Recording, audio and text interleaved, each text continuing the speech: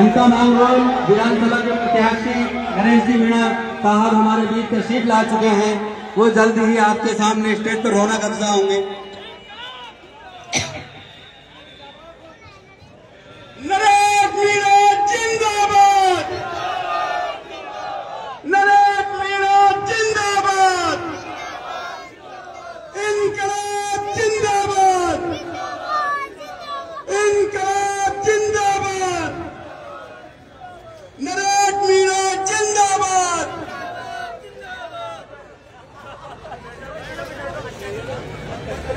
जिस शख्स के लिए आप इतनी देर से बेकरार थे वो शख्स अब आपके सामने है। इस शख्स के लिए एक शेर जो मुझे याद आ रहा है, आतिशे जुल्म से कब से निकलने वाले बेड़ियां तोड़कर निकल भी सकते हैं। कैद खानों की जंजीरों में जिन्हें पाला हो वो दीवाने हुकूमत को बदल भी सकते हैं। ये नरेश जी मीणा साहब इस हाड़ोती में नहीं, राजस्थान में किसी तारुफ से मोहताज नहीं है। एक स्ट्रगल, एक ऐसा शख्स जो हमेशा जद्दोजहद में रहा इंसानों के हुकूकों के लिए, वो शख्स आज हमारे बीच है।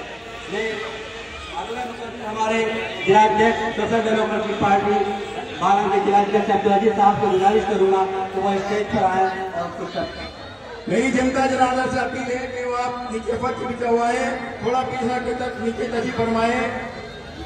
आप लोगों को सुनने में बड़ा मजा आएगा।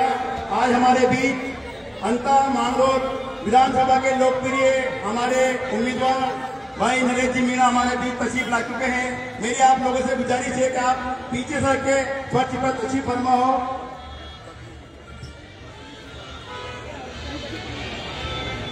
मांगरोल अंता विधानसभा की जनता को social democratic party of India की जानिब से सलाम, नमस्कार। आज आपके सामने एक जुझारू युवा और कर्मठ जो जुल्म के खिलाफ लड़ने वाला एक उम्मीदवार भाई नरेश मीणा आपके सामने मौजूद है। आपकी आवाज उठाने के लिए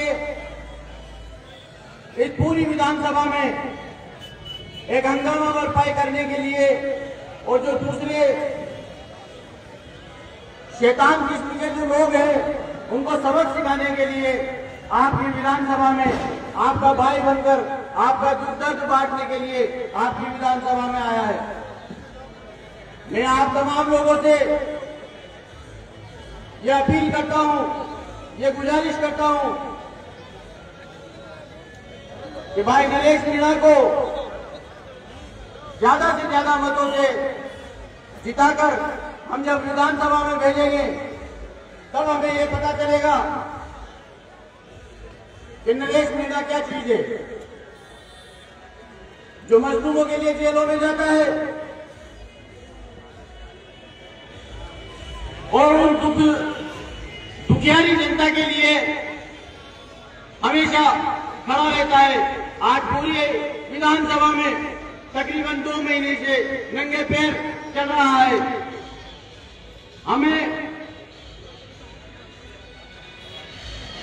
जो दूसरी दीगर पार्टियां चुनाव लड़ रही है, हमें उनको वोट देते देते बहुत बरस हो चुके हैं।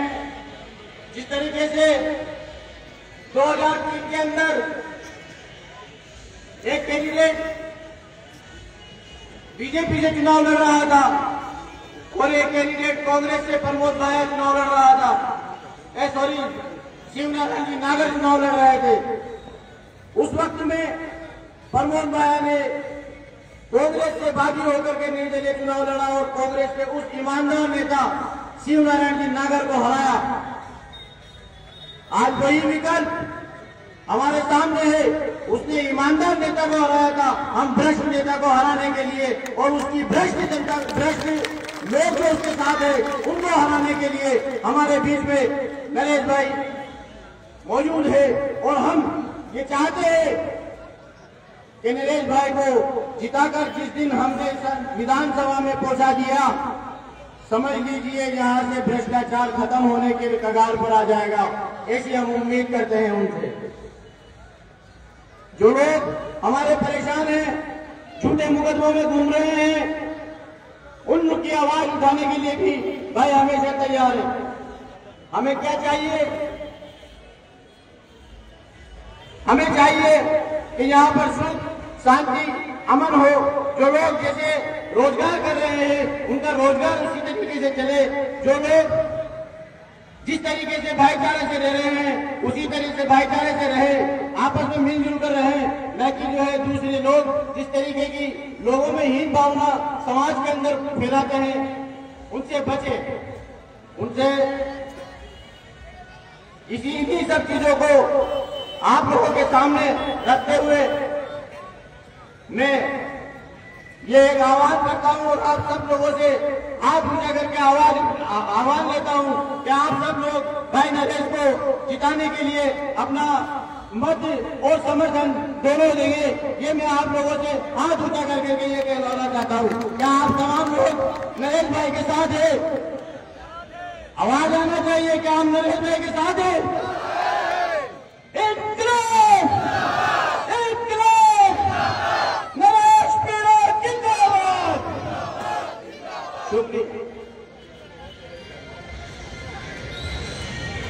जैसे जिलाध्यक्ष अब्दुल साहब जो अभी आपके सामने कांग्रेस और उसके जो सुप्रीम जिसे कहते हैं 12 की सरजमी के ऊपर जो अपने घर से पूरी सियासत चलाता है, हर एक ऑफिस को वो अपने घर की चौखट पर रखता है। वो शख्स का यही मिजाज रहा है अभी तक। जब 2003 के अंदर वो बागी रहा, उसका तब भी यही मिजाज था कि वो पैसे के दम पर लोगों को हर जगह खरीदता है और उनका इस्तेमाल करता है। और किसी एक समाज, किसी एक कम्युनिटी को तो वो उसने आज तक अपने पैरों की नोक के ऊपर रखा है।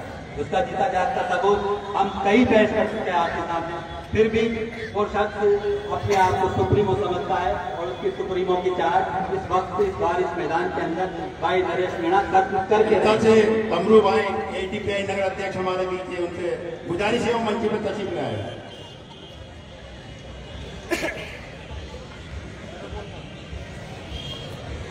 इसी प्रोग्राम को मैं आगे बढ़ाते हुए STPI के प्रदेश अध्यक्ष, प्रदेश महासचिव नदीम अख्तर साहब से भी गुजारिश करूंगा कि वो आए, वो आपको संबोधित करें।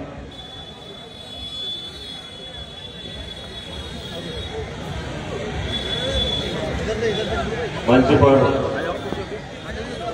बैठे हुए social democratic party of India के राष्ट्रीय सचिव जनाब मियां साहब, प्रदेश अध्यक्ष अशफाक हुसैन साहब, राजस्थान सरकार के पूर्व मंत्री राजेंद्र जी गुना साहब,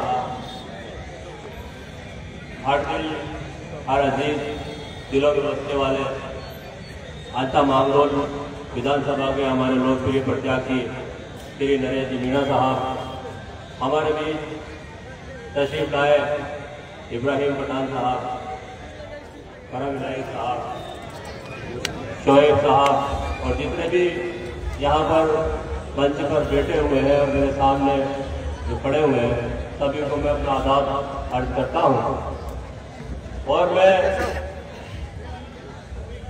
अपनी बात इससे शुरू करता हूँ कि 1000 वर्ग गिरे लाख आंधियां उठे, 1000 वर्ग गिरे लाख आंधियां उठे, वो फूल खिल के रहेंगे जो खिलने वाले हैं।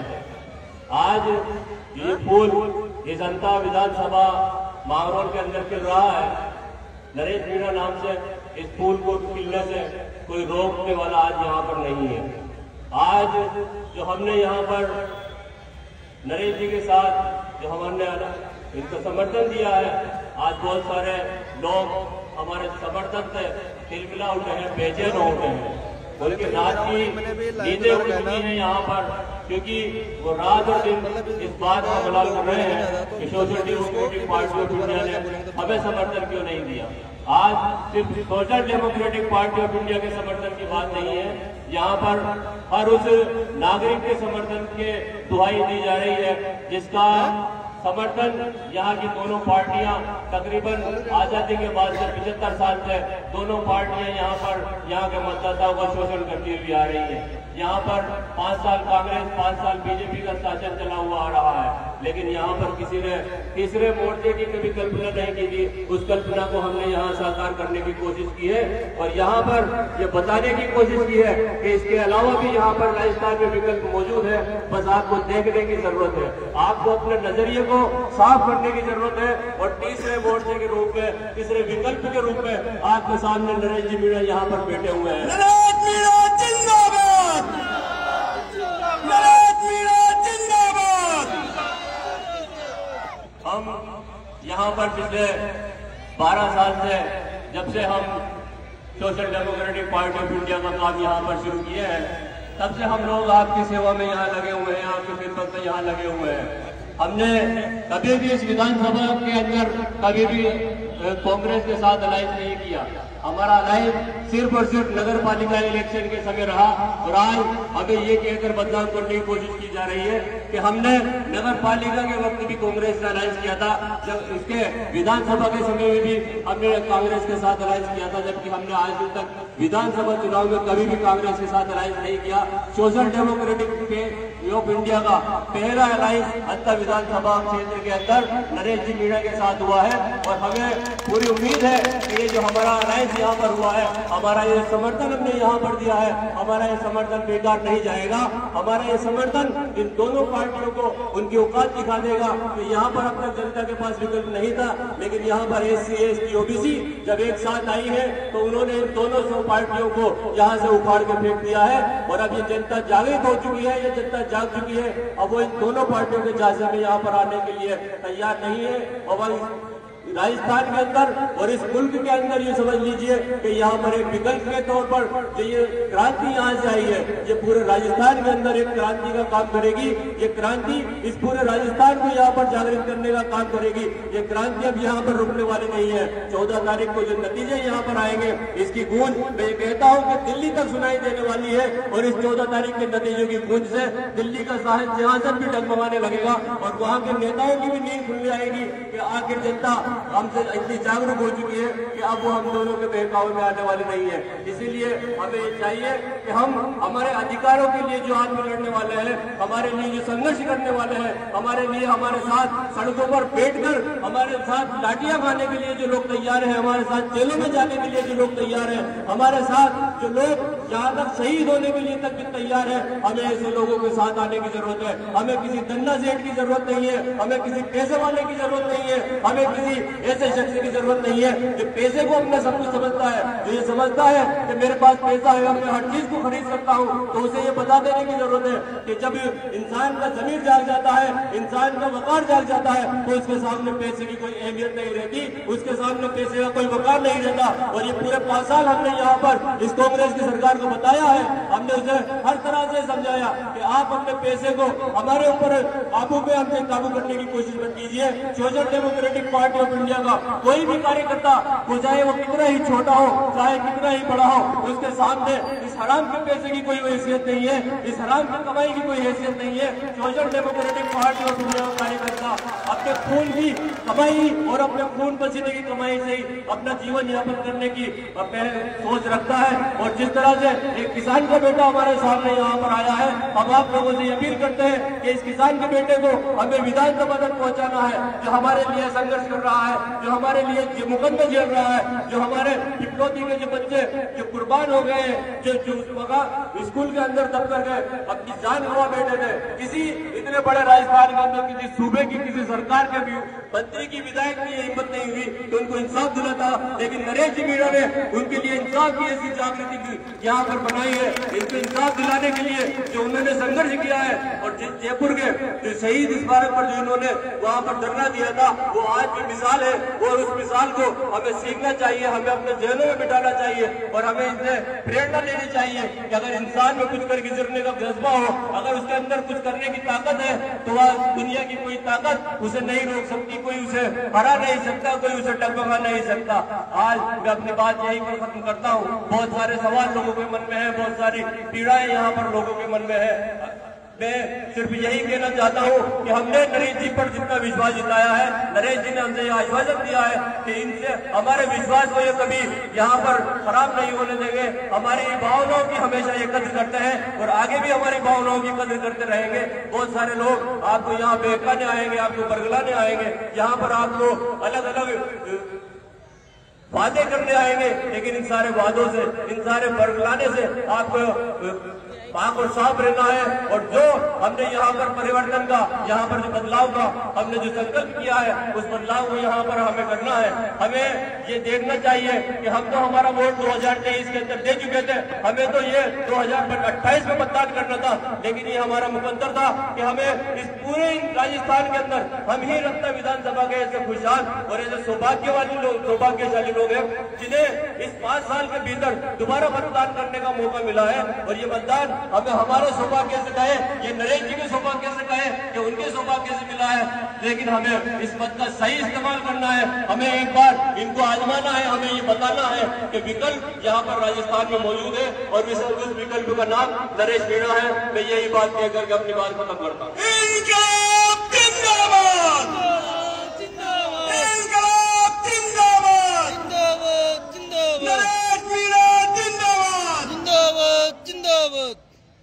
जैसे नदीम अख्तर साहब, स्टेट जनरल सेक्रेटरी राजस्थान, जो आपको जो घटनाक्रम अब तक सोशल डेमोक्रेटिक पार्टी को लेकर के लोगों के जहन में था, उससे आपको वाकिफ करा रहे थे। एक बात मैं आपके जहनों के अंदर बिठा दूं, हम नरेश मीणा के साथ क्यों हैं? हमारी पार्टी का स्लोगन है भूख से आजादी और खौफ से आजादी। हम तमाम इंसानी हुकूकों के लिए, इंसानों के लिए जद्दोजहद करने वाले होते हैं।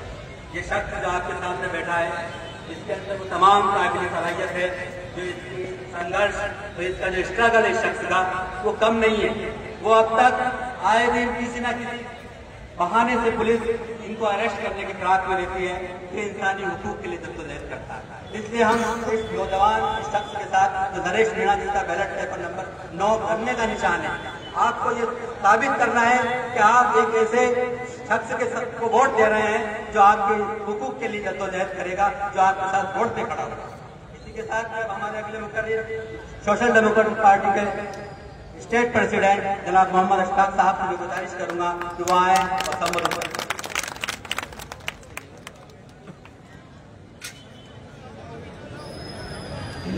आज के इस कार्यक्रम में पूर्व मंत्री श्री राजेंद्र दुग्गा जी, अंता मांगरोल विधानसभा के प्रत्याशी अर्जुन अजीज, नरेश मीणा जी, और बहुत दूर से चलकर कर्नाटक से आज इस कैंपेन के लिए मांगरोल में आए हमारे राष्ट्रीय सचिव और प्रदेश प्रभारी जनाब जयाज फरंगीपेट साहब, सम्मानित मंच और मांगरोल शहर की आवाम, आज मौका है आप लोगों के बीच में बात करने का। तो मैं ये बता दूं कि एसडीपीआई का और मांगरोल का रिश्ता क्या है। जब ये पार्टी हमने बनाई उस वक्त पूरे राजस्थान में सबसे पहला अगर कोई पार्षद जीत के आया तो मांगरोल से था। तो यहाँ के लोगों की कमिटमेंट को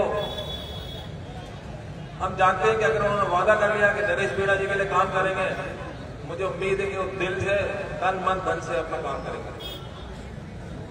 साथियों, एक शेर के साथ आगे बढ़ना चाहता हूं। अकेला ही चला था जाने में मंजिल, लोग जुड़ते गए कारवां बनता गया। आज इस चुनाव के अंदर मैंने मेरी उम्र के अंदर बहुत सारे चुनाव देखे, लड़ा भी, लेकिन जो कैंपेन हम इस अंता विधानसभा के अंदर देख रहे हैं तो देख के खुशी होती है। खुशी होती है कि एक नेता नहीं बल्कि एक नायक जो है चुनाव के अंदर आप लोगों के बीच में आपकी उम्मीदों के ऊपर आपसे वोट मांग रहा है।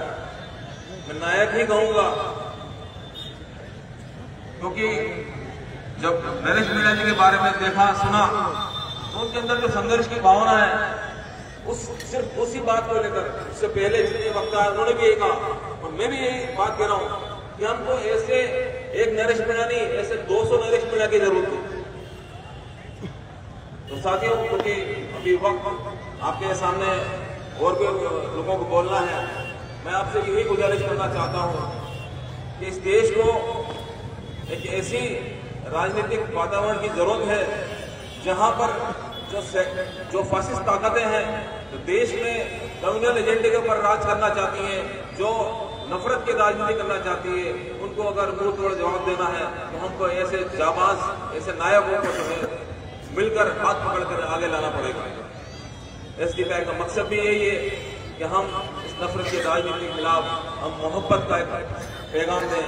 हम हमारे तमाम जितने भी हमारे सर्व समाज के लोग हैं, हम उन सबको लेकर साथ कर एक नई दिशा में, नए राजनीतिक वातावरण में हम लोग राजस्थान के अंदर आगे बढ़े। और मैं आपसे यही गुजारिश करूंगा कि ये मौका नहीं आएगा। अगर आप लोगों ने इस मौके को छोड़ दिया, मैं बता रहा हूं आपको कि आपको अफसोस हुआ कि आपके अंदर एक ऐसा आदमी चुनाव लड़ने आपसे वोट मांगने आया था जो आपकी भावनाओं को समझता है, जो जमीन से जुड़ा हुआ एक आदमी, जो जेल जाने में पीछे नहीं रहता, जो आपकी आवाज उठाने में पीछे नहीं रहता। हमने 2 चुनाव नरेश की नहीं दे, लेकिन तीसरा चुनाव हम देख रहे हैं। हमें उम्मीद है कि हम यहाँ 1 नंबर पर आएंगे और इस चुनाव के अंदर हम ये साबित कर देंगे कि तुम्हारा पैसा, तुम्हारी ताकत कुछ नहीं, जो जनता का जो प्यार है, वो प्यार अगर तुम लोगों ने नरेश मीणा को दे दिया, मैं समझता हूँ कि आपका ये मिशन, अभियान जो है वो सक्सेस हो जाएगा। मैं बहुत उम्मीद के साथ आप लोगों से यही गुजारिश करूंगा कि ऐसा मौका दोबारा नहीं आएगा। आप नरेश मीणा जी को भारी मतों से जिताएं। मैं अपने कैडर्स को भी यहाँ से एक मैसेज देना चाहता हूँ कि जैसे आप लोग अपना खुद का चुनाव लड़ते आए हैं, नरेश मीणा जी का चुनाव उसी मन से, उसी भावना से लड़ें और इनको विधानसभा पहुंचाएं। यही मैं इनकी बात खत्म करता हूँ। शुक्रिया।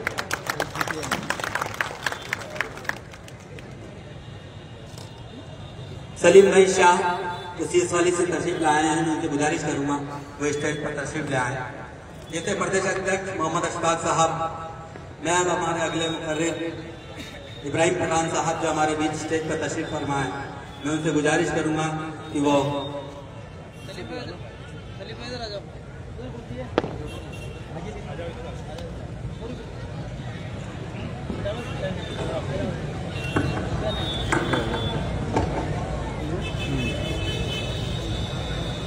हेलो, जय हिंद साथियों, अस्सलाम वालेकुम। तो कांग्रेस को वोट देने वाली जमात और कांग्रेस को जिताने वाली जमात से मुखातिब हूं कि खूब नाच नाच के, चिल्ला चिल्ला के, नारे लगा लगा कर कांग्रेस को जिताने वाले लोग मेरे सामने खड़े हैं और कांग्रेस जीत जाए तो ढोल बाजे के साथ नाचने वाले लोग मेरे सामने खड़े हैं। सबसे ज्यादा खुशियां मनाने वाले लोग मेरे सामने। लेकिन आपको पता है, तेज पत्ता नाम सुना है? तेज पत्ता बिरयानी अच्छी लगती है सबको, पुलाव में डलता है ना? स्वाद बनाता है पुलाव का, बिरयानी का स्वाद कौन बनाता है? तेज पत्ता। और अगर प्लेट में आ जाए तो सबसे पहले बाहर किसको निकाल के फेंकते हैं? तेज पत्ता। खूब नाचते हैं, खूब दौड़ते हैं, चिल्लाते हैं, नारे लगाते हैं, कांग्रेस को जिताने के लिए पूरी जद्दोजहद करते हैं। और जब कांग्रेस जीत जाती है तो खूब नाचते हैं, और जब मंत्रिमंडल बनाने का टाइम आता है तब तेज पत्ते की तरह निकालकर है कि नहीं? ये हकीकत। हमारी स्थिति कमोबेश तेज पत्ते के जैसी है। स्वाद बनाने के लिए चाहिए। वोटर्स, एज ए वोटर्स मुसलमान बहुत अच्छे लगते हैं, लेकिन जब मुसलमान कुछ मांगने के लिए आ जाए तो बहुत बुरा लगता है। मंत्रिमंडल बनेगा तो कब्रिस्तान का एक कैबिनेट मिनिस्टर बना देंगे मुसलमान, राज्य मंत्री। एक मंत्री बना दिया, और वो भी ढूंढ के वो जो सबसे कम बोलता है। अगर 8 लोग जीत के आ गए तो उसको बनाएंगे जो सबसे कम बोलता है, जो सबसे कम सवाल करता है। तो मुद्दे की बात यह है कि फिर हम कांग्रेस को वोट दे क्यों रहे? क्या जरूरत है सिर्फ एक बीजेपी को हराने के लिए?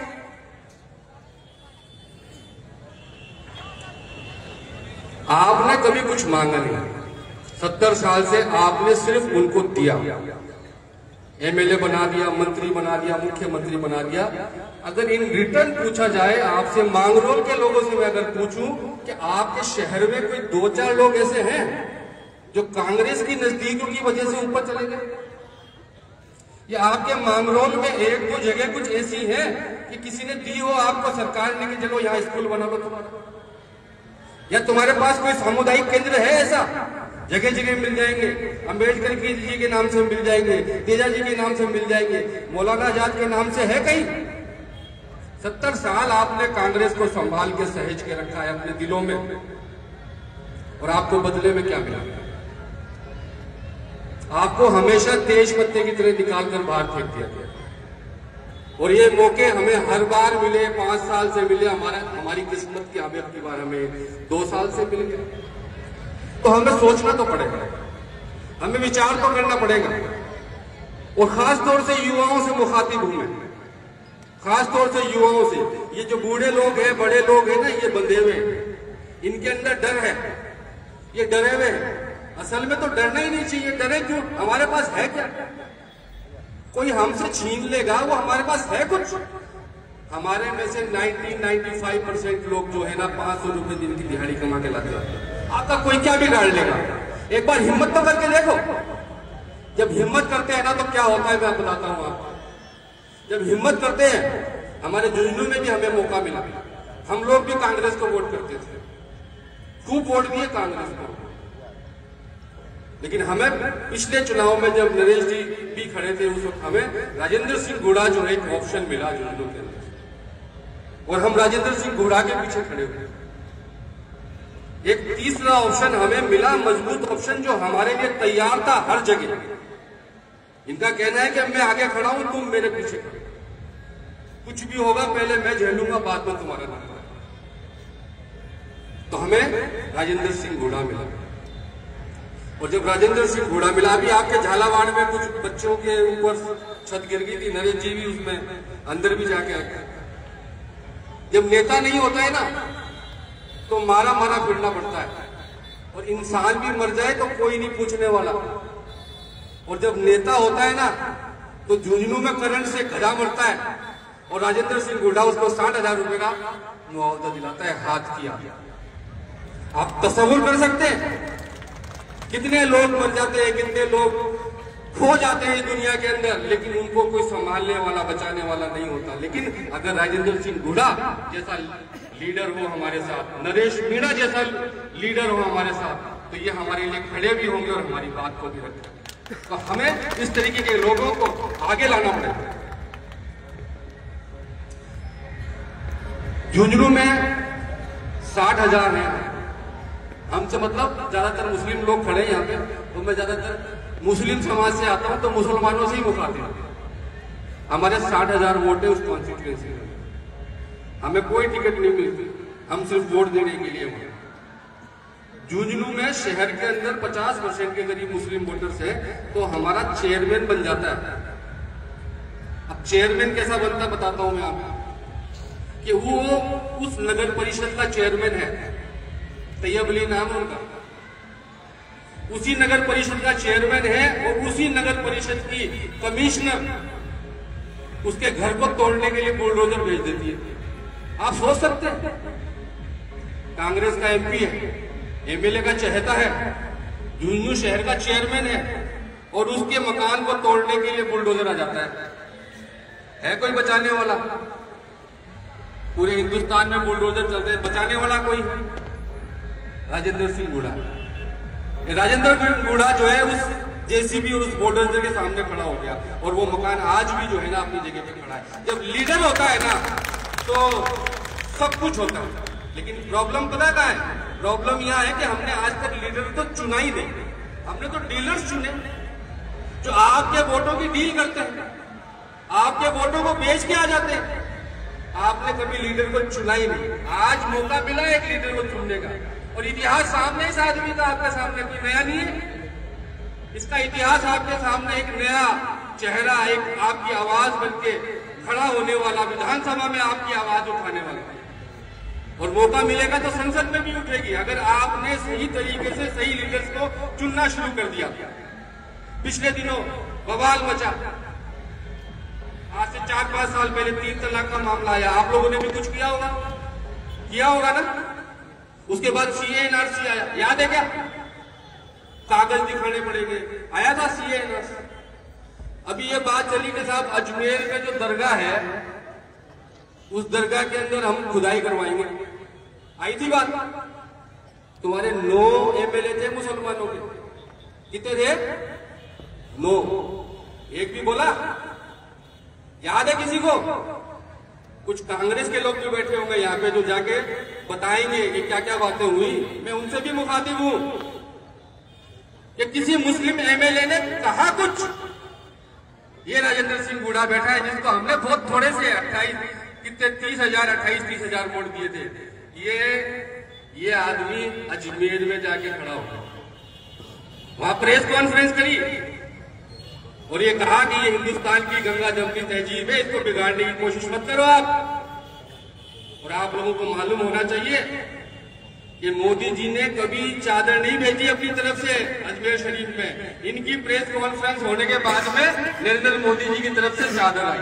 एक तरफ तो कह रहे खुदाई करेंगे, और अगर ऐसा लीडर हो तो वो वहां पर उनको चादर भी भेजनी पड़ेगी।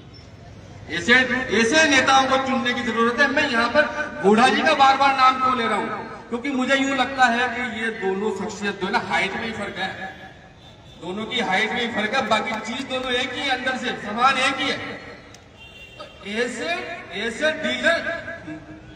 लीडर्स को जब आप चुनेंगे ना, आपकी बात रखने वाले, जो आदमी विपक्षी पार्टी का, कांग्रेस का चेयरमैन, और उसके मकान को बचाने के लिए आदमी अगर पहुंच जाए, अगर वो टूटता ना तो हमें ज्यादा लाभ होता, लेकिन सिर्फ इसलिए कि नाम पे, आपके नाम के हिसाब से, आपकी दाढ़ी के हिसाब से, आपकी टोपी के हिसाब से अगर कोई दोयम दर्जे का व्यवहार करेगा आपके साथ, वो नहीं होने दूंगा।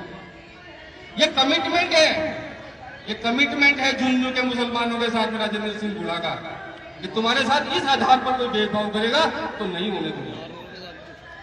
झुंझुनू के अंदर बीचों बीच एक पहाड़ है, एकदम बीच में, और उस पहाड़ के साइड में 5-7 जो मोहल्ले हैं वो मुसलमानों के, और वहां पर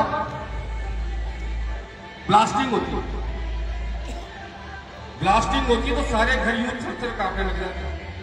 उसके अंदर से जो धुआं निकल रहा है, जो मिट्टी उड़ रही है, उससे आसपास के घर पूरे, एक बीमारी होती है फेफड़ों की, जो चटमंगनी पटिया वाला मामला है, कुछ ही दिनों में आदमी से लग जाता है, वो बीमारी होती है उस पाउडर से। ये वादा किया था इन्होंने कि अभी हम थोड़े से बिजी हैं, और जैसे ही चुनाव खत्म होगा, मैं जीतूं या हारूं, इस ब्लास्टिंग को मैं बंद करूंगा। और वो कमिटमेंट इस आदमी ने पूरा किया। वो मुकदमे भी लगे, झड़पें भी हुई, लेकिन इस आदमी ने अपने वादे को पूरा किया। और ये की ये क्षमताएं मैं नरेश मीणा जी में पाता हूँ जब मैं इनको देखता हूँ सोशल मीडिया पे। अभी आए भी थे, हमारे यहाँ बहुत बड़ा टूर्नामेंट था झुंझुनू में, उस टूर्नामेंट में आप उसका शुभारंभ करके आए थे, पहली मुलाकात वहां हुई। मुझे लगता है कि राजेंद्र सिंह बूढ़ा की जो शपथ है, राजेंद्र सिंह बूढ़ा की जो प्रॉपर्टीज है, वो सारी की सारी नरेश मीणा जी में मौजूद है। और मैं आज इतनी दूर से मैं झुंझुनू से चल गया आप लोगों के बीच में, सिर्फ आप लोगों को ये कहने, आप लोगों को ये बताने, ये मौका मिला है आप लोगों को। इस मौके को चूक मत जाना, नहीं तो हमेशा पछताओगे। झुंझुनू में हमेशा कांग्रेस जीतती थी, हम वोट डालते थे, मुसलमानों के वोटों की गिनती, हमारे एमएलए साहब कहते थे कि 40,000 वोट तो मैं मेरे तकिए के नीचे रख के सोता हूं। कितने वोट? 40,000। वो किसके वोट थे? मुसलमानों। बोले मेरे तकिए के नीचे रहते 40,000 वोट, 40,000 वोट। आज मुसलमानों से एमपी के चुनाव में वोट मांगने नहीं आते वो, उनको पता है बीजेपी में डालेंगे नहीं, जाएंगे का। एक बार भी नहीं आए, अब की बार तकिए के नीचे से वो 40,000 वोट निकाल के लिए आए। और हर बार कांग्रेस जीतती थी, मुसलमान हारता था। पहली बार ऐसा हुआ कि राजेंद्र सिंह गुढ़ा को हमने वोट दिए, राजेंद्र सिंह गुढ़ा भले ही हार गया हो लेकिन मुसलमान जीत गए। तो अब की बार आपके पास भी मौका जीतने का, इस मौके को उड़ाने की जरूरत है। और क्योंकि टाइम की बात सामने आ गई तो मैं अपनी बात को बस जल्दी जल्दी खत्म करूंगा। अपने पास मतलब सबसे बड़ी मुसलमान की प्रॉब्लम ये होती है कि हमें लगता है कि कहीं दिल्ली में, जयपुर में बीजेपी की सरकार नहीं आ जाए। ये एक डर डाल दिया गया हमारे नेताओं के द्वारा, बीजेपी की सरकार नहीं आ जाए। तो हम लोग कांग्रेस की सरकार लाने के लिए जद्दोजहद करते हैं। अब जो सरकार है वो आपकी इस एक सीट से तो ना तो वो बीजेपी की गवर्नमेंट हटने वाली है ना कांग्रेस की गवर्नमेंट आने वाली है, नहीं है ना। इस सीट से कोई फर्क पड़ेगा? इस सीट से कोई फर्क नहीं पड़ेगा, चाहे बीजेपी की जो कांग्रेस सरकार वही रहनी है, मंत्रिमंडल वही रहना है। तो एक एक्सपेरिमेंट करके देख लो, एक मौका है आपके पास। अगर आपको लगे कि ये एक्सपेरिमेंट हमारा सही नहीं हुआ तो 2 साल बाद हटा देना, क्या फर्क पड़ता है। तो पूरे सच्चे दिल के साथ, ईमानदारी के साथ, क्योंकि हमारे नबी का एक कौल है, वो जरूर शेयर करना चाहूंगा। इतनी बड़ी तादाद में मुसलमान यहाँ खड़े और दिलों में कहीं ना कहीं एहसास भी है कि हमें करना चाहिए, युवाओं से खास तौर से। ये छोटे बच्चे जब बड़े होकर पूछेंगे आपसे कि जब हमारी ऐसी तैसी करी जा रही थी जब तुम क्या कर रहे थे, जब बता तो सको कि हमने कोशिश की थी, नरेश मीणा को जिता के भेजा था। तो ये एक मौका है आप लोगों को।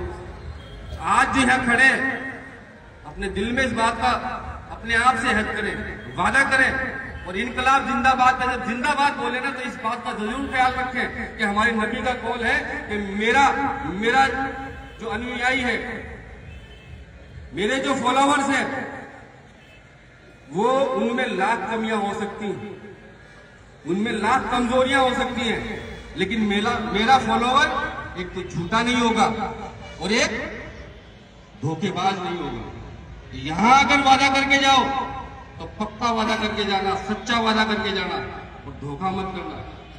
धोखा होने के चांस है। धोखा होने के चांस क्यों है? क्योंकि अभी कांग्रेस जो है ना अपना वो पिंजरा खोलेगी। एक पिंजरा है उनके पास, उसमें तीतर है, पालतू तीतर सुने होंगे, पालतू तीतर। वो पालतू तीतर छोड़ेंगे, अभी छोड़ भी दिए होंगे, आगे भी गए कुछ लोग और आएंगे। वो आपको डराएंगे भी, आपको बहकाएंगे भी, आपके सामने नई नई बातें भी करेंगे कि अब नहीं होगा ऐसा, हमारी इज्जत के लिए, हमारे लिए, प्लीज प्लीज प्लीज। तो उन पालतू तीतरों की बात में बिल्कुल भी नहीं आना है। 70 साल उनके कहने से हमने वोट दे दिए, अब की बार हम वोट हमारे मन से देंगे, ठीक है? तो पक्का वादा है क्या वादा? अरे हाथ ऊपर कर दो यार मुसलमानों, है इंशाल्लाह ताला। बहुत बहुत शुक्रिया। ये थे इब्राहिम पठान साहब जो अभी हमें आईना दिखा रहे थे। अब मैं हमारे अगले मुकर्रिर जो कर्नाटक से तशरीफ लाए हैं, SDPI के नेशनल सेक्रेटरी रियाज फरंगीपेटे साहब, मैं उनसे गुजारिश करूंगा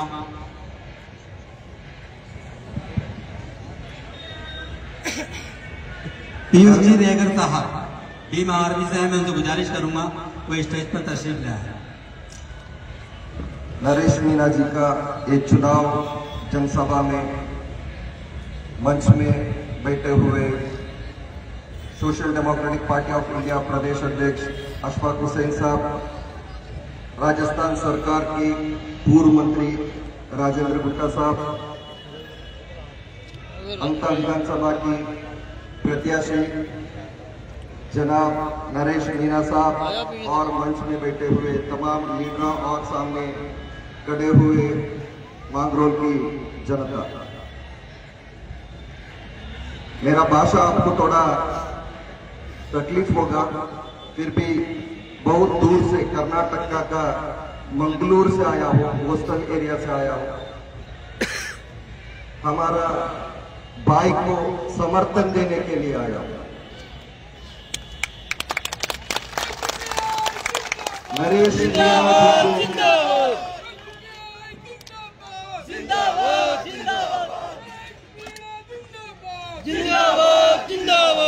नरेश मीना जी को social democratic party of India का समर्थन क्यों है बोलकर सबका एक सवाल है।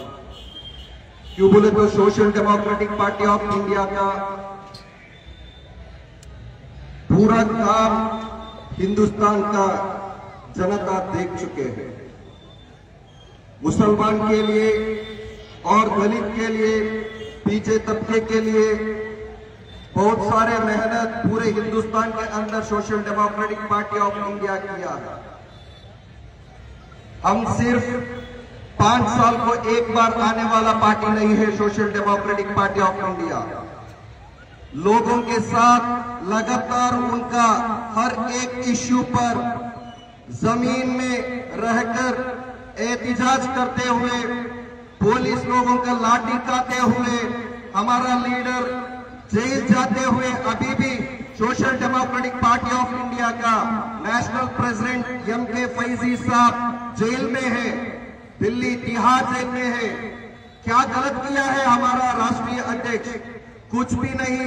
वक्फ एक्ट के खिलाफ उन्होंने आवाज उठाया है। पूरा हिंदुस्तान के अंदर social democratic party of India का कैडर्स रास्ते में आकर वक्फ अमेंडमेंट एक्ट को विरोध करना बोलकर एक ऐलान दिया है, इसीलिए उनको बंदी खाने में रखे हुए हैं।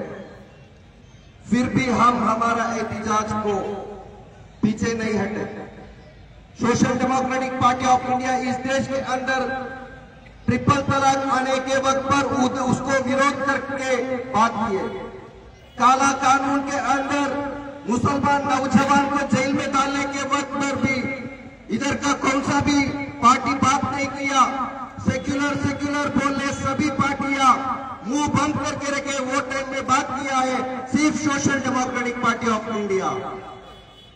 वक्फ अमेंडमेंट एक्ट के खिलाफ, सीएए एनआरसी के खिलाफ पूरा हिंदुस्तान के अंदर बड़े बड़े एहतिजाज करते हुए सीएए को हम अभी तक रोक के रखा है। उसका credit social democratic party of India का है।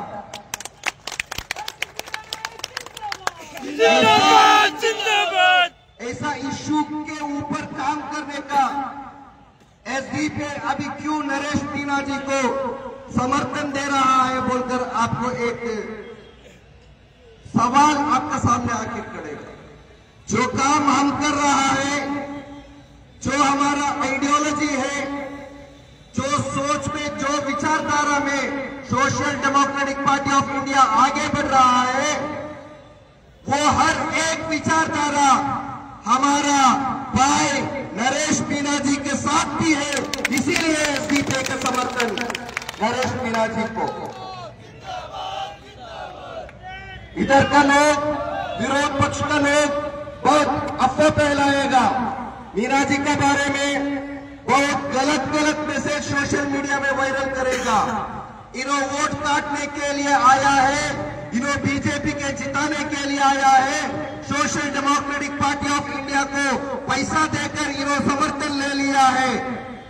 मैं एक करबला मैदान में रहकर वादा करके बताऊंगा, नरेश मीना जी से हम 1 रुपया भी नहीं लिए हैं। ये जनसभा भी मांगरोल का हमारा कार्यकर्ता उनका जेब का पैसा डालकर ये जनसभा कर रहा है। हम किसी कंडीशन के साथ नरेश मीना जी को समर्थन नहीं दे रहा है, बेशर्त उनको समर्थन दे रहा है।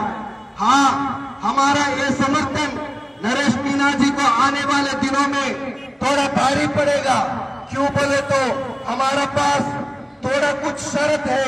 वो शर्त क्या बोले तो इस मांगरोल का अंतर विधानसभा का जनता को मुस्लिम रहे, वो दलित रहे, नहीं तो बैकवर्ड कम्युनिटी का रहे, नहीं किसी एक इंसान को तकलीफ हो गया तो आप सामने आके खड़ा होना पड़ेगा।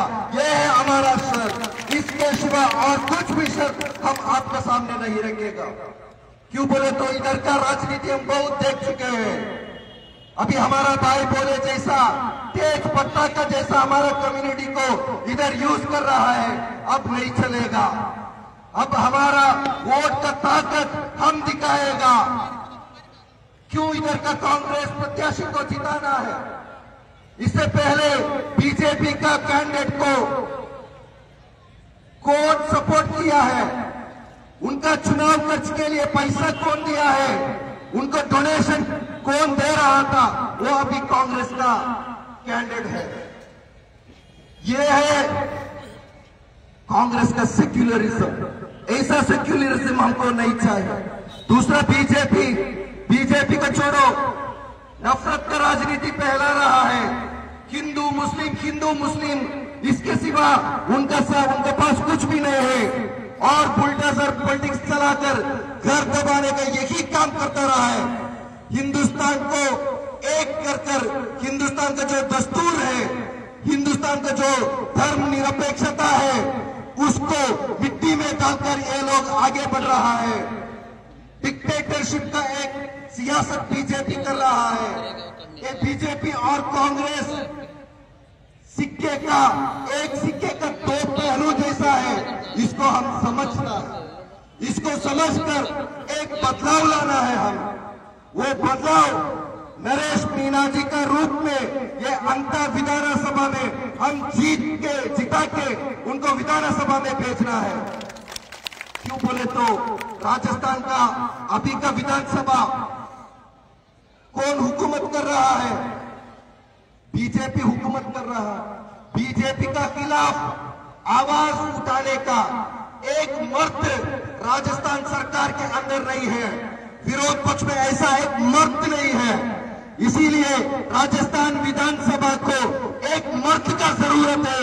इसीलिए नरेश मीणा जी को जिताना है। उनका भाषण, उनका ताकत, उनका हिम्मत आप सब लोग सोशल मीडिया में और उनका एहतजाज में आप देख चुके हैं। एक आदमी को भी छोड़ा है ना। इंसाफ किधर है? उधर जाके खड़े होके बात करने का एक हिम्मतवार प्रत्याशी है हमारा प्रत्याशी नरेश मीणा जी। ऐसा आदमी को जिताकर हम विधानसभा में भेजना। इनकलाब जिंदाबाद, जिंदाबाद, जिंदाबाद, इनकलाब जिंदाबाद, ये नरेश मीणा जिंदाबाद। ये अंतर विधानसभा में नरेश मीणा जी जीते तो वो नरेश मीणा जी को जीत नहीं है, हम सबका जीत है बोलकर मैं वादा करता हूं। आप किसी को भी नहीं छोड़ेगा, आपके साथ रहेगा। आपका बेटा बनकर आपका ये विधानसभा को, हर विधानसभा का हर कोने को उन्हें पहुंचेगा। आपका प्रॉब्लम्स पूछने के लिए आपका घर तक आ जाएगा। ये भरोसा social democratic party of India को है। इसीलिए हमारा समर्थन नरेश मीणा जी को है। उनका चुनाव चिन्ह है, उनका निशान है गन्ने का निशान। सीरियल नंबर 9 में रहने वाला गन्ने को निशान को आप 11 तारीख को वोट डालना है। इधर कांग्रेस का फॉलोवर्स है, बीजेपी का फॉलोवर्स है। सब लोग ये करबला मैदान में आ चुका है बोले तो आप सब एक बदलाव का राजनीति को आप चाह रहा है। दूसरा पार्टी का जनसभा में आने वालों को 1000 2000 देना पड़ेगा। इधर आए हुए लोगों को, कितना लोगों को 1000 2000 मिला है? जरा हाथ उठाओ। कितने लोगों को मिला है 1000 2000? 1 रुपया भी नहीं दिया है। आप खुशी से आया है नरेश मीणा जी को जिताने के लिए। आप एक नियत करके आया है, वो नियत का नतीजा है। ये करबला मैदान अभी बढ़ चुके हैं। ये मांगरोल का करबला मैदान बढ़ चुका है बोले तो वो नीतीश मीणा जी का जीत पक्की हो चुका है बोलकर मैं बोलता हूँ। ये मैदान बढ़ चुका है। नीतीश राणा जी जीत चुका है। इंशाअल्लाह 14 नरेश मीणा जी जीत चुका है। इंशाअल्लाह 14 तारीख को हम सब लोग ये जीत को एक जश्न मनाएंगे। आप सबको शुक्रिया अदा करते हुए नरेश मीणा जी आप आगे बढ़ो, हम आपके साथ हैं। जय इंडिया, जय एसडीपी। जैसे एसटीपीआई के नेशनल सेक्रेटरी रियाज फिरंगी बैठ साहब, अब इसके बाद हमारे बीच राजस्थान सरकार के पूर्व मंत्री राजेंद्र जी गुणा साहब, मैं उनसे गुजारिश करूंगा कि वो आए और आपको संबोधित करें। अस्सलाम वालेकुम, नमस्कार, जय हिंद। सबसे पहले कर्नाटक की धरती से 2000 किलोमीटर की दूरी तय करके और हमारे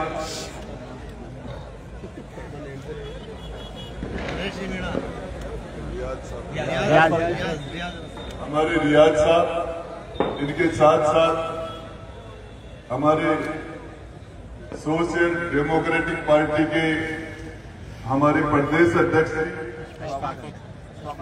इशफाक हुसैन जी, झुंझुनू से इस्लामिक स्कॉलर और शाहीन बाग की लड़ाई को बड़ी ताकत से लड़ने वाले इब्राहिम जी पठान, हमारे टोंक से भाई शोएब जी पठान और आपके लाडले हर नौजवानों के दिलों की धड़कन भाई नरेश जी मीणा, मांगरोल की धरती पर, मांगरोल की पावन धरा पर मेरे सभी पिता तुल्य बुजुर्गों, नौजवान साथियों, मोतियों से महंगे हमारे प्यारे बच्चों, आज आपने सब लोगों को सुना।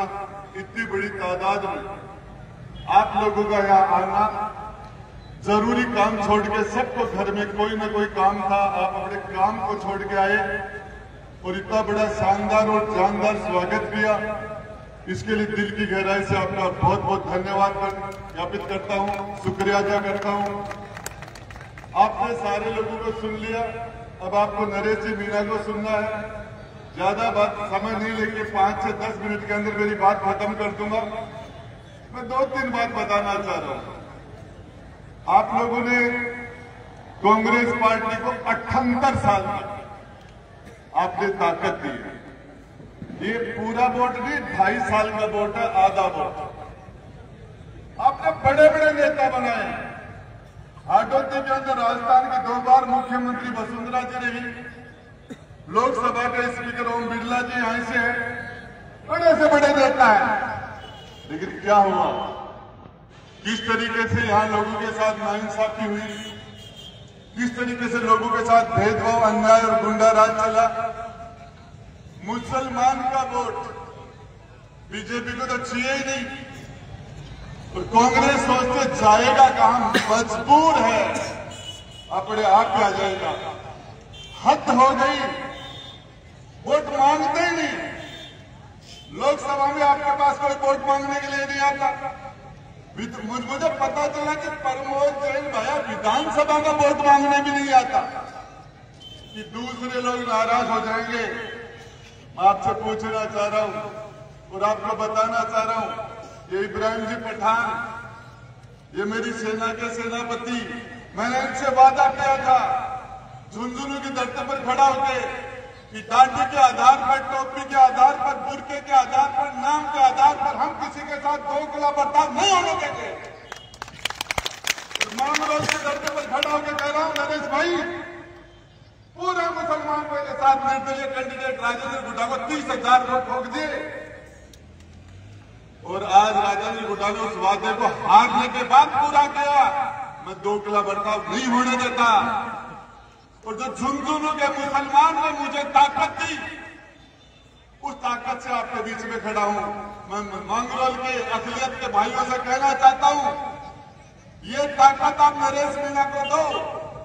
राजस्थान की 200 विधानसभा में किसी मजलूम के साथ, किसी गरीब के साथ, किसी के साथ नाइंसाफी होगी तो नरेश मीणा पूरी ताकत से आपकी दी हुई ताकत पे अपनी ताकत मिला के उसको इंसाफ दिलाने का काम करेगा।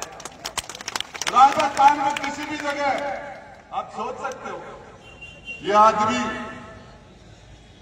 ये पूर्णियारा से चुनाव जीत गया था, इसको जीता हुआ चुनाव हराया भाजपा ने, और उसके बाद में 9 महीने तक इसको जेल में यातनाएं दी, इसको इस लेवल पर पीटा गया, आपको ताड़ित किया गया, इसके दोस्त, इसके साथियों के हाथ पांव तोड़ दिए गए। नरेश मीणा को पीट के इसके पूरे शरीर का रंग काला कर दिया। ये नरेश मीणा उसके बाद भी नहीं टूटा, इसकी हिम्मत नहीं टूटी। उसके बाद नरेश मीणा वहां से चला जयपुर से और कामखेड़ा बालाजीपुर से मैं साथ था। मैंने मेरी जिंदगी के 20 साल और 25 साल के राजनीतिक जीवन में ऐसा स्वागत मैंने किसी का नहीं देखा। 36 कौम के सभी लोग और सभी धर्मों के लोगों ने नरेश मीणा का स्वागत किया।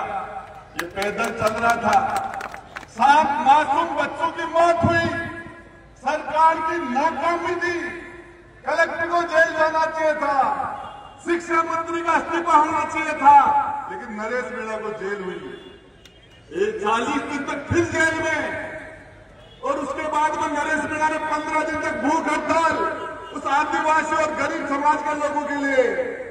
मैं मांगलोर की धरती पर खड़ा होके मेरे अखिलियत के भाइयों और मेरे कर्नाटक से जो आए उनको विश्वास दिलाना चाहता हूं, ये नरेश मीणा जिस दिन आप किसी के साथ, किसी गरीब के साथ, किसी मजलूम के साथ धर्म के आधार पर, दाढ़ी के आधार पर, कुर्ते के आधार पर, टोपी के आधार पर, उसके नाम के आधार पर कोई नाइंसाफी होगी, ये आपके लिए जान देने के लिए खड़ा हो जाएगा, आपके बड़ी ताकत के साथ। आपसे वादा करता हूं। क्या बात करते हो? ये हाडोती की धरती बड़ी कमाल की धरती है। हाडोती बड़ी कमाल की धरती है। मैं हमारे राष्ट्रीय अध्यक्ष हमारे बताना चाह रहा हूं, राजस्थान में सबसे ईमानदार आदमी भरत सिंह इस हाडोती ने दिया। राजस्थान की विधानसभा में, राजस्थान की राजनीति में सबसे बड़ा ईमानदार आदमी आपने पैदा किया, और राजस्थान की विधानसभा का, राजस्थान की राजनीति का सबसे भ्रष्ट और चोर आपने दिया, प्रमोद जैन भाया। और कमाल के लोग, राजस्थान में सबसे बड़ा लड़ाका, क्रांतिकारी, जेल जाने वाला, मार खाने वाला, जुल्म और सितम बर्दाश्त करने वाला, गरीबों के लिए, मजलूमों के लिए लड़ने वाला क्रांतिकारी नरेश मीणा भी इस हाडोती ने पैदा किया। कमाल के लोग, ये मौका ऊपर वाले ने दिया तुम्हें इस गुंडा राज को खत्म करने के लिए। ये भाजपा के लोग मंदिर मस्जिद की राजनीति करते हैं, हिंदू मुसलमान की राजनीति करते हैं, हिंदुस्तान पाकिस्तान। अरे काम करो, रोजगार की बात करो, शिक्षा की बात करो, स्वास्थ्य की बात करो, गरीबी से लड़ने की बात करो। मंदिर मस्जिद की काय की बात करते हो, गरीबों के भले की बात करो। प्रमोद जैन भाया, अरे वो भरत सिंह भाया रे भाया, खून खाया, एक तो पूरा गांव खाया, भाटा खाया, बजरी खाया, सब कुछ किसको पैदा किया था? मैं पूछना चाह रहा हूं, हमारे कर्नाटक से आने वाले साथी कह रहे थे नरेश मीणा ने पैसे दिए नहीं, नरेश मीणा के पास पैसे है ही नहीं। अरे नरेश मीणा तो जनता पैसे ये तो जान दे देगा। नरेश मीणा तो बेचारा संघर्ष करने वाला किसान का बेटा, साधारण परिवार का बेटा, ये बात को किसी को सोच नहीं सकता। नरेश मीणा के लिए वो लोग काम कर रहे हैं। एक तरफ पूरी सरकार है, एक तरफ पूरी बड़ी से बड़ी पार्टी खड़ी है, और एक तरफ एक नौजवान खड़ा है आप लोगों की ताकत से। मैं आपसे वादा करना चाह रहा हूं, इस चुनाव के ऊपर पूरे राजस्थान की नजर है। 200 विधानसभा के लोग आपकी तरफ देख रहे हैं, मांगरोल के मुसलमान की तरफ देख रहे हैं, मांगरोल के दलित की तरफ देख रहे हैं, मांगरोल के किसान की तरफ देख रहे हैं। सारे लोग ये क्या होगा आस्था में, मैं आपको बताना चाह रहा हूं, इस फैसले से बदलाव होगा, ये गुंडा राज खत्म होगा। आप सोच सकते हो, मुसलमानों के साथ जिस समाज का राजा है वो समाज ताजा है, जिसका राज है उसका आज है, जिसके पास दल है उसके पास बल है। दुनिया में कमजोर आदमी को कहीं भी सम्मान नहीं मिलता, और पावरफुल और मजबूत आदमियों को जलील नहीं कर सकता। और पावर सिर्फ और सिर्फ राजनीति में है। जब तक तुम सियासत से दूर रहोगे तुम्हारा कुछ नहीं हो सकता। सियासत से वो समझना पड़ेगा, सियासत में शामिल होना पड़ेगा। और मैं डेमोक्रेटिक सोशल डेमोक्रेटिक पार्टी के लोगों को धन्यवाद देता हूं, यहाँ के उनको सलूट करता हूं। उन्होंने नई शुरुआत करती है। और आपको बताना चाह रहा हूं, राजेंद्र गुड्डा ने वादा किया था, नरेश मीणा आप भी वादा करना, यहां खड़ा होके वादा करना जनता से, किसी गरीब मजलूम के साथ। संविधान कहता है, संविधान कहता है, मैं जो भी एमएलए बनता है, जो भी एमपी बनता है, मंत्री बनता है, मुख्यमंत्री बनता है, मैं ईश्वर के साथ शपथ लेता हूं, मैं संविधान के हिसाब से किसी के साथ पक्षपात नहीं करूंगा, भेदभाव नहीं करूंगा, जाति और धर्म के आधार पर मैं कुछ किसी के साथ फर्क नहीं करूंगा। और उसके बाद क्या करते हैं ये लोग, क्या करते हैं ये लोग? आपने देखा होगा पूरी हाडोपे में एक मुसलमान को कांग्रेस का टिकट दिया जाता है एमएलए का, वो भी लाडपुरा से तो जीत ही नहीं सकते। और कोटा उत्तर का 80,000 मुसलमान है, वहां तो डरेगा शांति धारीवाल। 80,000 मुसलमान हो तो शांति धारीवाल, और 30,000 वोट है वहां पर कौन लगता? गुड्डू बेचारे को हारने में बैठा रखा, 4 बार हार गया, लेकिन गुड्डू को इसलिए चुनाव लड़ा जाता कि शांति धारीवाल जीत जाए। क्या कर रहे, क्या बात कर रहे, किस तरह की राजनीति करते हो? ये आरएसएस किसने पैदा किया, किसने खाद दी, किसने पानी दिया? 60 साल तक इस आरएसएस को किसने बन पाया? इस देश के अंदर 17 साल तक प्रधानमंत्री जवाहरलाल नेहरू रहे, 3 बार प्रधानमंत्री श्रीमती इंदिरा गांधी रही, राजीव गांधी प्रधानमंत्री रहे, 10 साल मनमोहन सिंह प्रधानमंत्री रहे, नरसिम्हा राव प्रधानमंत्री रहे, और लाल बहादुर शास्त्री प्रधानमंत्री रहे। 60 साल, आजादी के 78 साल में 60 साल तक कांग्रेस का राज रहा है। तो इस मुसलमान की हालत किसने की? आरएसएस को किसने पाला? आरएसएस की बीमारी किसने पैदा की? लोग बात करते हैं कांग्रेस की, अरे मंदिर मस्जिद के अंदर मूर्ति किसने रखवाई? मस्जिद के ताले किसने खुलवाए? मस्जिद के अंदर शिलान्यास किसने करवाया? मस्जिद को शहीद किसने करवाया? छाती पर हाथ रखने वाले सारे काम कांग्रेस ने किए। सत्तर कमेटी की रिपोर्ट 2026 में आ गई, 2006 में आ गई थी, और चीख सीख के 70 कमेटी कहते कि मुसलमान की स्थिति हिंदुस्तान में दलित और शेड्यूल कास्ट से भी ज्यादा खराब है। जब शेड्यूल कास्ट से भी ज्यादा खराब है, और हमारा संविधान बोलता है सरकार जो सबसे कमजोर है उसका सबसे ज्यादा ध्यान रखेगी, उसकी खुशहाली के लिए काम करेगी। 2006 में रिपोर्ट आ गई थी, मेरे नौजवान साथियों सुनना मेरी बात, 2006 में 70 कमेटी की रिपोर्ट आ गई। 8 साल तक 2014 तक हिंदुस्तान का प्रधानमंत्री मनमोहन सिंह रहा, कांग्रेस का रहा, सोने की नौकरी करता था। 8 साल में मुसलमान के लिए 70 कमेटी की रिपोर्ट आने के बाद तुमने क्या किया? तुम्हारे 60% वोट कांग्रेस को देने के बाद कितने कलेक्टर बैठते हैं तुम्हारे मुसलमान, कितने एसपी बैठते हैं? पूरी कैबिनेट के अंदर तुम्हारा एक कैबिनेट मंत्री नहीं होता, एक कैबिनेट मंत्री नहीं होता। तेज पत्ते की तरह नहीं, तुम्हें तो टिश्यू पेपर की तरह यूज करके फेंक दिया जाता है। प्रमोद महाराज को जिताते हो, क्या बात करते हो? अरे ओम बिरला चुनाव लड़ता है, शांति धारीवाल उसकी मदद करता है, ओम शांति के नारे लगते हैं। अरे कांग्रेस बीजेपी एक है, एक तब प्रमोद ओम बिरला बीजेपी का चुनाव लड़ता है, धारीवाल उसकी मदद करता है। अरे दुष्यंत ऐसे चुनाव लड़ता है बीजेपी का, ये अपना प्रमोद भाई दुष्यंत को बहुत दिलवाता है, और तो प्रमोद साहब बहुत चुनाव लड़ता है तो बीजेपी की वसुंधरा इसको वोट दिलाती है। अशोक गहलोत चुनाव लड़ता है जोधपुर से तो वसुंधरा उसके सामने कमजोर कैंडिडेट देती है, और वसुंधरा चुनाव लड़ते हैं तो अशोक गहलोत उसके सामने कमजोर कैंडिडेट देता है। सारे मिले हुए, सारे चट्टे पट्टे एक है, सारे मिलके नरेश की मौत करना चाह रहे, राजनीतिक हत्या करना चाह रहे हैं। मेरे नौजवान साथियों, मैं आपको मेरी बात खत्म कर रहा हूं। नेता नहीं है, ये क्रांतिकारी नहीं है, ये स्टूडेंट लीडर नहीं है, ये ओम बिरला का इलाज है। ये ओम बिरला की बीमारी जो हार्ट में, उस बीमारी का इलाज है। ये भ्रष्टाचारी नेताओं की बीमारी का इलाज है। ये इस बीमारी का इलाज है। मैं आपको बताना चाह रहा हूं, कुछ भी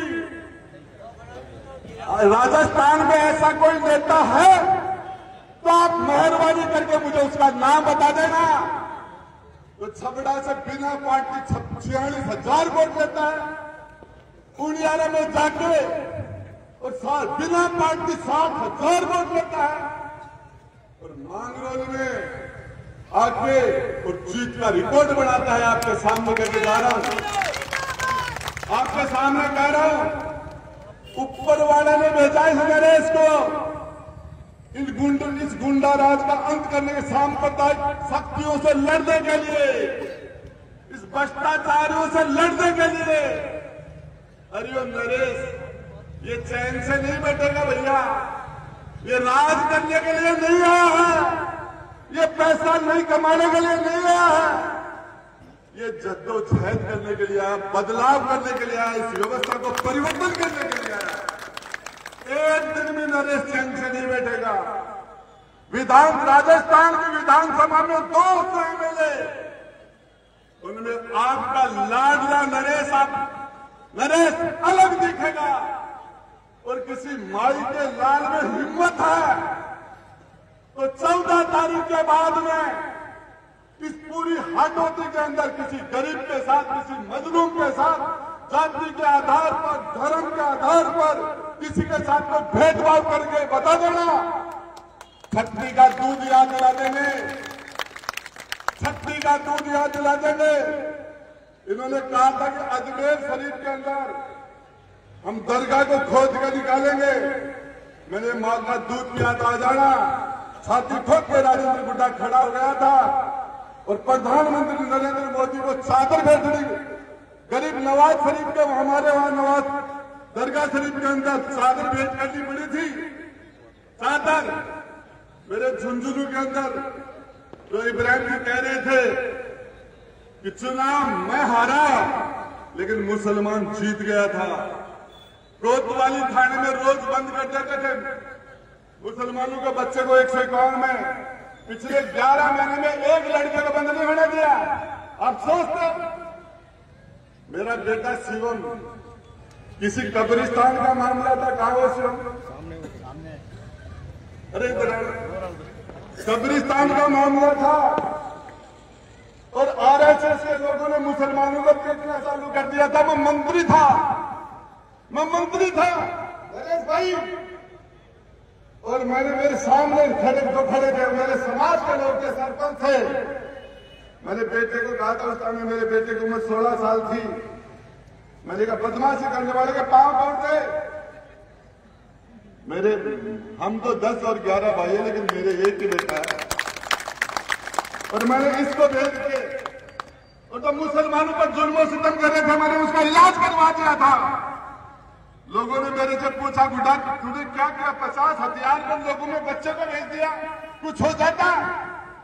मेरे दादा की जबान पर शेखावाटी के मुसलमान को मेरे दादा ने जबान दी थी, मेरे फोर फादर ने जबान दी थी कि यहां से जब पाकिस्तान जा रहे थे तो तुम्हारा बच्चे का भी, यदि एक बच्चे के कांटा भी टूटेगा तो हमारी लाश को कटेगा।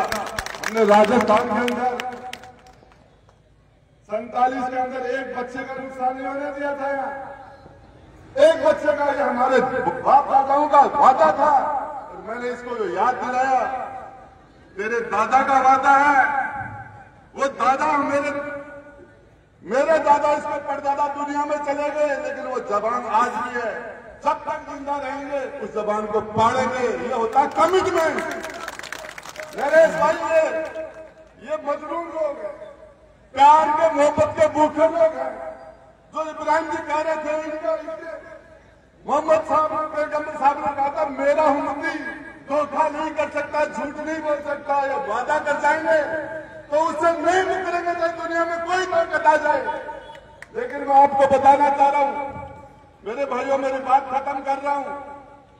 आपने सबको देखा, 2.5 साल के लिए इस भाई को मौका दे देना, झोली फैला के आपसे भीख मांग रहा हूं इस वोट की, ये ताकत इसको दे देना। जिस दिन आपको जरूरत हो तुम्हारी दी हुई ताकत के ब्याज लगा के भाई आपको वापस लौटाएगा। मैं कह रहा हूं जरूरत हो तो भाई को याद कर लेना। आपकी आज का आपका एहसान जिंदगी भर हम नहीं भूलेंगे। मैं आपको मेरी बात खत्म कर रहा हूं एक बात के साथ। कोई जंगल के अंदर शेर था, और शेरनी के बच्चा था, उसकी मां मर गई, बच्चा यतीम हो गया।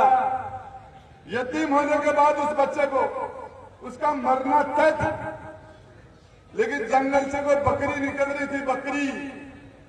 बकरी के थन में दूध था, शेर का बच्चा भूखा था, तो उसने उसकी मांग के पास से, उसकी घूर के पास से बकरी निकली, रुकी, तो उसने उसका स्तन मुंह में ले लिया। मुंह में लेने के बाद उसने दूध पी लिया, उसके जान में जान आ गई। बकरी का उधर से आना जाना होता था, शेर का बच्चा उसका दूध पी लेता था। समय निकला, शेर का बच्चा जंगल का राजा बन गया,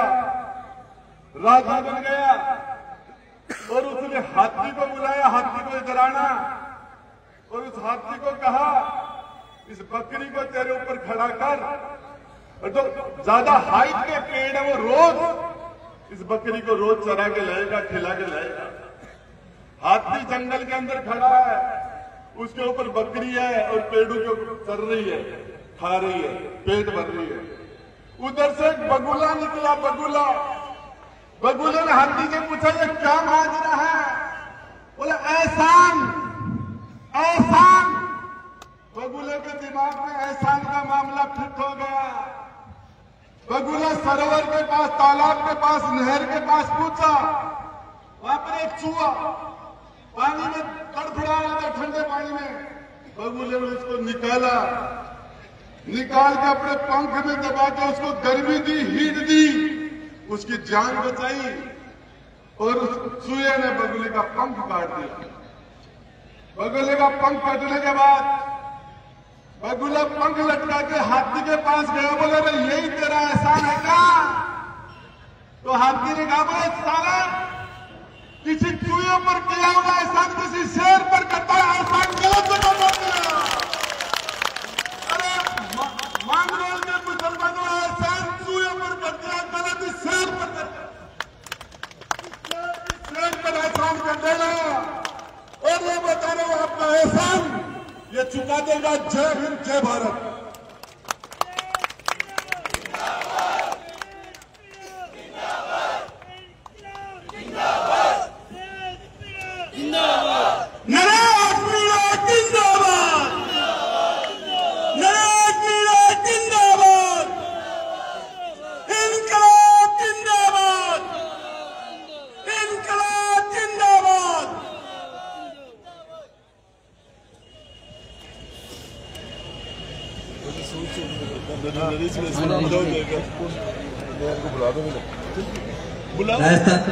राजस्थान सरकार के पूर्व मंत्री राजेंद्र जी गुड़ा साहब अभी आपसे मुखातिब थे। अब मैं अंता मांगरोल विधानसभा क्षेत्र से प्रत्याशी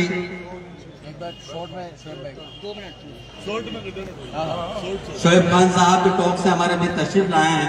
मैं उनसे भी गुजारिश करूंगा कि वो 2 शब्द। बिस्मिल्लाहिर्रहमानिर्रहीम। शुरू अल्लाह के नाम लेके जो मेहरबान और निहायत रहम करने वाला। अल्हम्दुलिल्लाह रब्बिल आलमीन।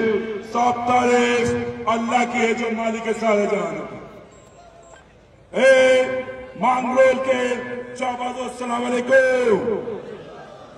अल्लाह ईश्वर आपको सलामत रखे, जिससे कि आप अपने हक के लिए हिम्मत के साथ लड़ सको। और नमन करते हैं उसे जिसने इस ब्रह्मांड, इस संसार को, आपको, हम सबको साकार किया। नमन प्लस साकार, नमस्कार।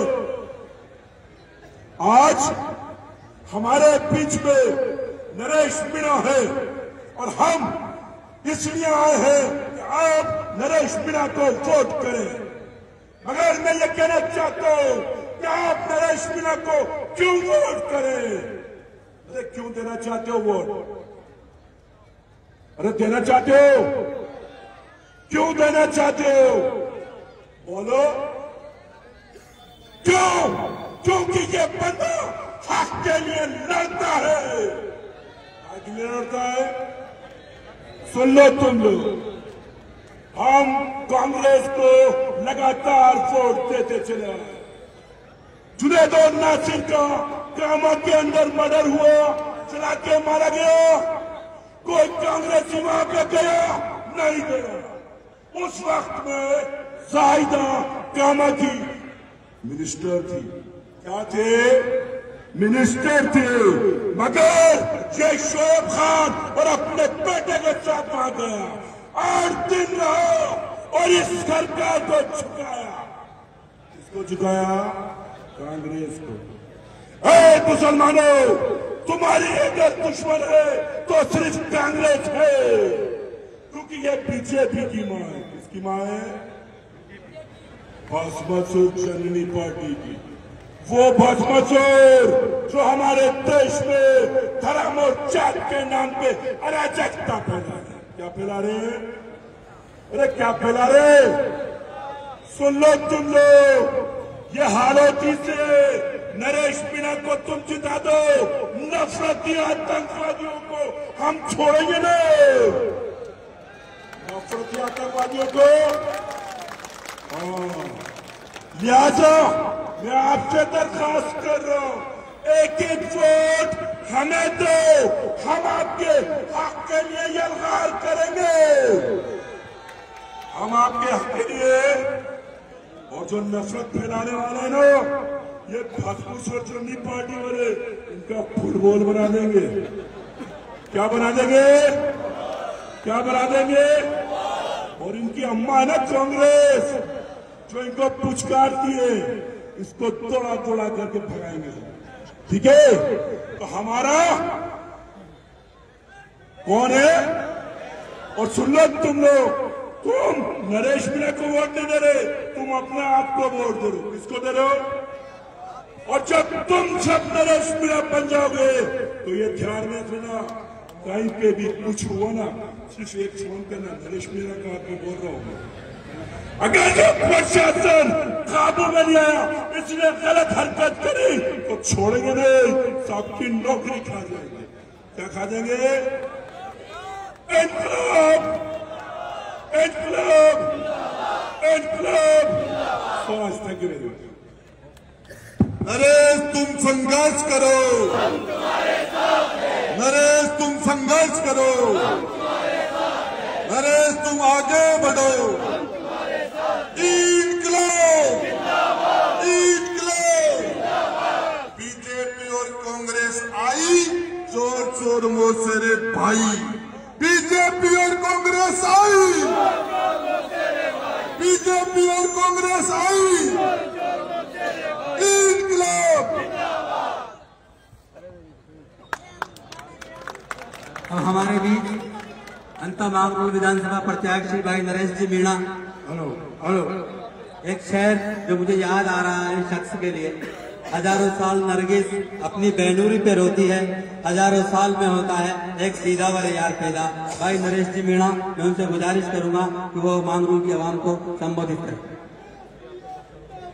जिंदाबाद, जिंदाबाद, जिंदाबाद, जिंदाबाद।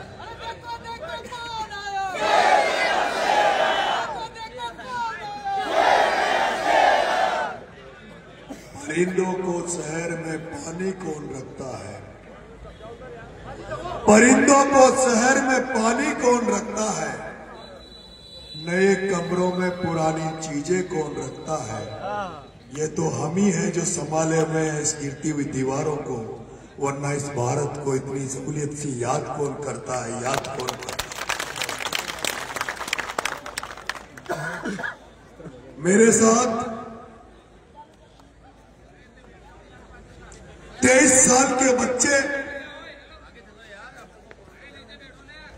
भगत सिंह ने जिसने नारा दिया था हिंदू मुस्लिम सिख ईसाई, हम हैं भाई भाई। उस भगत सिंह के इंकलाब का मैं नारा लगाऊंगा। यहां इस करबला मैदान में मौजूद जो भी उस 23 साल के बेटे भगत सिंह की कुर्बानी को याद करता है, जिसने इस देश की आजादी के लिए हंसते हंसते अपने आप को फांसी पर चढ़ा दिया था, उस भगत सिंह को पसंद करने वाले लोग मेरे इंकलाब के नारे के साथ हाथ खड़ा करके जिंदाबाद का नारा लगाएंगे। इंकलाब जिंदाबाद, जिंदाबाद जिंदाबाद, इंकलाब जिंदाबाद, जिंदाबाद जिंदाबाद, इंकलाब जिंदाबाद, जिंदाबाद जिंदाबाद। मंच पर विराजमान राजस्थान सरकार के पूर्व मंत्री आदरणीय राजेंद्र जी हुड्डा साहब, एसडीपीआई के कर्नाटक से पधारे हमारे एसडीपीआई के राष्ट्रीय सेक्रेटरी साहब, एसडीपीआई के प्रदेश अध्यक्ष हमारे रेस्पेक्टेड अशफाक साहब, एसडीपीआई से ताल्लुकात रखने वाले 12 से हमारे अच्छू साहब, एसडीपीआई के भाई नदीम जी, एसडीपीआई के विराजमान सारे मंचासीन और तमाम मंचासीन नेतागण, आज मैं आपके सामने भारतीय जनता पार्टी से लड़ रहे 2 प्रत्याशियों के खिलाफ निर्दलीय के रूप में समर्थन मांगने आया हूं। आपकी दुआओं की दरकार रखता हूं, जरूरत महसूस करता हूं। मैंने कहा भारतीय जनता पार्टी के 2 प्रत्याशी मोरपाल सुमन और प्रमोद जैन भाया के सामने मैं चुनाव लड़ रहा हूं। भारतीय जनता पार्टी में मोरपाल सुमन को कमल का फूल दिया है, जिसके साथ वसुंधरा राजे सिंधिया खड़ी है, और दूसरी तरफ एक पंजा लेकर आया हुआ प्रमोद जैन भाया खड़ा है, जो नाम से तो कांग्रेसी है लेकिन असलियत में ओम बिरला और अमित शाह का दलाल है।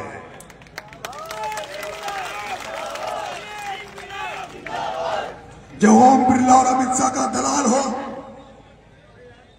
जो ऑडियो में कह रहा है, ऑडियो मैंने जारी किया जिसमें कह रहा है कि मैं अमित शाह से मिला, आधे पौन घंटे चाय पे गप्पे सप्पे हुए। अमित शाह ने कहा प्रमोद जैन भाई आप राजस्थान की सरकार में पावरफुल मिनिस्टर हो, आप खान मंत्री हो, कमाई के मंत्रालय आपके पास है, 1500 करोड़ रुपए हमारे भी इन्वेस्ट कर दो राजस्थान में।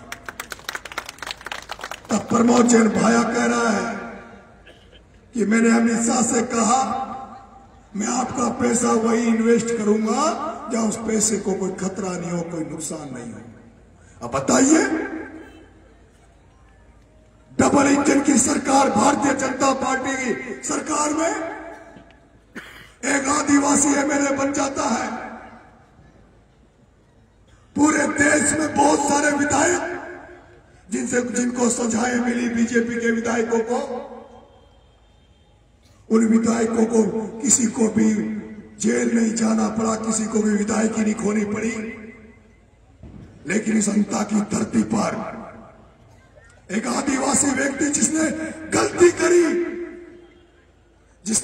करी कि ऐसी पार्टी का दामन थाम लिया जो दलित आदिवासी माइनॉरिटी को देखना पसंद नहीं करती थी, उस पार्टी का दामन थाम कर उसने 2 बार चुनाव लड़ लिया, यहां से एमएलए बन गया।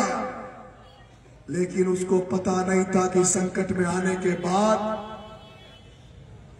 ये लोग हमें उस तरह से फेंक देते हैं जैसे दूध में से मक्खी को निकाल कर फेंक देते हैं। और वही हुआ। अंता की जनता ने 5 साल के लिए जिस कंवरलाल मीणा को उस राक्षस प्रमोद चंद भाया के खिलाफ चुना था, डबल इंजन की सरकार भारतीय जनता पार्टी की सरकार ने उस आदिवासी कंवरलाल मीणा को जेल की सलाखों के पीछे डाल दिया। उसकी विदायगी को कहा गया क्योंकि वो आदिवासी था। और दूसरी तरफ वो प्रमोद चंद भाया जिस पर 8 मुकदमे लग गए, उसके साथियों के साथ 18 मुकदमे लग गए। उस प्रमोद चंद भाया खुला घूम रहा है। देश में नरेंद्र मोदी, अमित शाह की ईडी सीबीआई केजरीवाल के घर जा सकती है, हेमंत सोरेन के घर जा सकती है, ममता बनर्जी के घर जा सकती है, लालू यादव के बुढ़ापे में 77 साल की उम्र में उसके घर जाकर उसको जेल यात्रा करा सकती है। राजस्थान में कांग्रेस के नेता प्रताप सिंह खाचरियावास के घर जा सकती है। तो उस अमित शाह, नरेंद्र मोदी की ईडी सीबीआई राजस्थान के सबसे भ्रष्ट मंत्री प्रमोद चंद भाया के घर क्यों नहीं आई? ये सवाल मैं तुमसे पूछ रहा हूं मुसलमानों, जो तुम कांग्रेस के नाम पर उस बिरला के दलाल को वोट देते हो।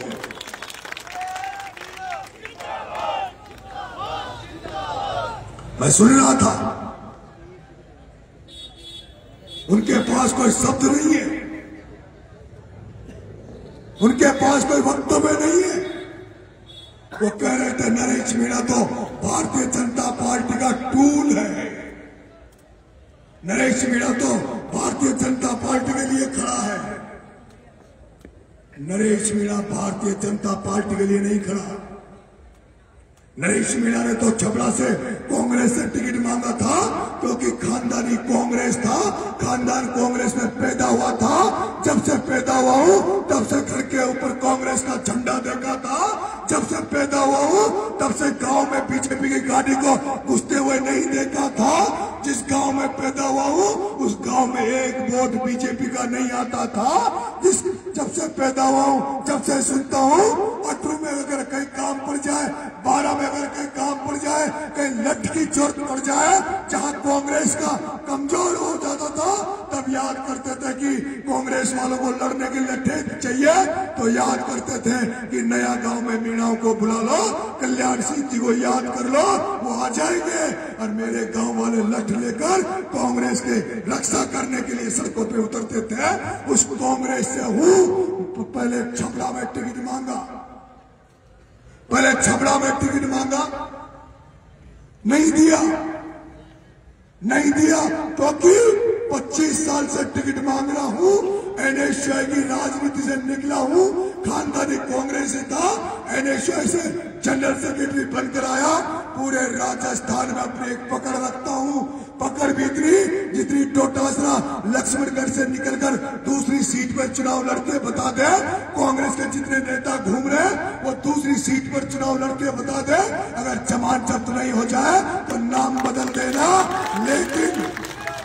लेकिन नरेश मीणा ने अपनी उपस्थिति दर्ज कराने के लिए छपरा चुनाव लड़ा। उसके बाद 12 में पैदा होकर अंता टोंक की धरती पर, जहां गली नहीं जानता था, जहां रिश्ते नाते नहीं थे, वहां पर जाकर चुनाव लड़ा। और वहां की जनता ने जो मेरे को अब तक 25 साल में मेरे संघर्ष को देखा है, मैंने जिस तरह से लोगों के लिए मुझे जेल जाते हुए देखा है, लोगों के लिए लाठियां खाते हुए देखा है, लोगों के लिए मुकदमे खाते हुए देखा है, जब इन्होंने मेरे संघर्ष को देखा तो नरेश मीणा जो वहां जानता 12 का था, जिसको 60,000 वोट दिए। और जब मैं खड़ा हो गया, जब मैं खड़ा हो गया तो ये तो तय मान लो कि छपरा में भी कांग्रेस हार गई थी और वहां पे टोंक में कांग्रेस की जमानत जब्त हो गई थी। और मेरे मुस्लिम भाइयों, तुम्हें तय करना है, तुम्हें तय करना है कि उस जमानत जब्त होने वाले प्रमोद चंद भाई के हाथ लगना है या जीतने वाले बीजेपी को हराने वाले नरेश मीणा के साथ लगना है। ये तय तुम्हें करना पड़ेगा। अगर छबड़ा में मुस्लिम भाई मेरा मदद कर देते तो छबड़ा चुनाव जीत जाता। देवली उनियारा चुनाव में मेरी मदद कर लेते तो देवली उनियारा जीत जाता। 20 महीने में तीसरा चुनाव लड़ रहा हूं। साधारण परिवार में पैदा हुआ हूं, किसान के घर में पैदा हुआ हूं, ज्यादा तंत्र मेरे पास नहीं है। अगर ये चुनाव हार गया तो राजनीति में शायद मेरा जिंदा रहना भी मुश्किल हो जाएगा। लेकिन मैं आपसे कहना चाह रहा हूं कि 7 मासूम बच्चों के लिए, 7 पिपलोदे के मासूम बच्चों को न्याय दिलाने के लिए जब नरेश मीणा झालावाड़ में जाकर जब उन बच्चों को न्याय नहीं मिल रहा था, तब ये कहने वाला केवल इस हाड़ौती की धरती पे ये तुम्हारा नरेश मीणा ही पैदा हुआ है, जिसने कह दिया कि वसुंधरा राज्य या तो बच्चों को न्याय दे दो, नहीं तो वसुंधरा और दुष्यंत तुझे घुसने नहीं दूंगा। वसुंधरा और दुष्यंत तुझे घुसने नहीं दूंगा। और उसकी ये वजह में नरेश मीणा 40 दिन जेल में काट के आया है। 40 दिन झालावाड़ की जेल में उन बच्चों के खातिर नरेश मीणा 40 दिन जेल में काट के आया। 15 दिन अनशन पर बैठ के उनको न्याय दिलाया। तुमने वो भी देखा होगा जब प्रहलाद गुंजर के खिलाफ सामने प्रहलाद गुंजर का साथ देते हुए, कांग्रेस का साथ देते हुए, जब ओम बिरला के सामने पत्ता नहीं हिलता था, नरेश मीणा मर्दानगी से चट्टान की तरह प्रहलाद गुंजर जी के साथ खड़ा होकर कोटा में हुंकार भरी, ओम बिरला के सामने लड़ाई लड़ी, जिसका परिणाम यह हुआ कि नरेश मीणा 8 महीने टोक की जेल में रहा। इस देश में जैसे ईडी सीबीआई आती है, जैसे लोगों की भारतीय जनता पार्टी में कुठाराघात करने की राजनीति चल रही है, नरेश मीणा को भी कहा गया तुम्हें बर्बाद कर देंगे, तुम्हें जेल में रहते हुए सजा देंगे, तुम्हें कभी जिंदगी में चुनाव नहीं लड़ने देंगे। आना है तो बीजेपी में आ जाओ, आगे बढ़ना है तो गुंजल को छोड़ दो, ओम बिरला का दामन पकड़ लो। मैंने कहा समझौता नहीं करूंगा, चाहे मर जाऊंगा, किसी भी हालत में समझौता नहीं करूंगा। यही कारण है 8 महीने जेल रहने के बाद भी नरेश मीणा झुका नहीं, 40 दिन जेल रहने के बाद भी नरेश मीणा झुका नहीं। तय तुम्हें करना है। अगर आज के बाद तुम्हें लगता है कोई नरेश दूसरा खड़ा हो सकता है तो तुम देख लेना। मुझे तो नहीं लगता कि नरेश कोई दूसरा तुम्हें लड़ने वाला मिल जाएगा जो ओम बिरला, वसुंधरा राजे सिंधिया, प्रमोद जैन भाया, शांति धारीवाल जैसे लोगों के खिलाफ मोर्चा खोलकर खड़ा हो सकता है। नंगे पैर घूम रहा हूँ, शपथ ले रहा हूँ, इसीलिए शपथ है कि जो ये राजनीति पैसे कमाने की राजनीति इन्होंने बढ़ा दी, पैसा राजनीति को इन्होंने पैसा कमाने का धंधा बना दिया। ये चप्पल जब ही पहनूंगा जब ओम बिरला, प्रताप सिंह सिंघवी, प्रमोद जैन भाया, शांति धारीवाल इनको विधानसभा में जाने से रोक दूंगा, उसी दिन चप्पल पहनूंगा। कैसे भूल गए तुम, कैसे भूल गए तुम, कैसे भूल गए तुम? उन कांग्रेसी कहां चले गए जो सबसे कांग्रेसी थे?